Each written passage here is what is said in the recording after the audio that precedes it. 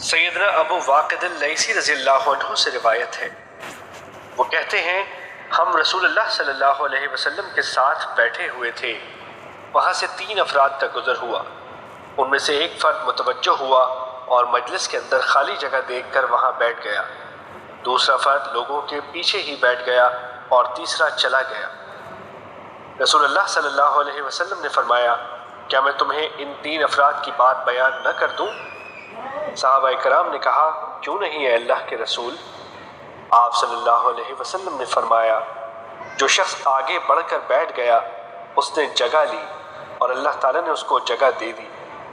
جو آدمی تمہارے پیچھے بیٹھ گیا بس اس نے شرم محسوس کی اور اللہ تعالیٰ بھی اس سے شرما گیا، اور جو فرد چلا گیا بس اس نے اعراض کیا اور اللہ تعالیٰ نے بھی اس سے اعراض کیا۔ حدیث نمبر 259 مسند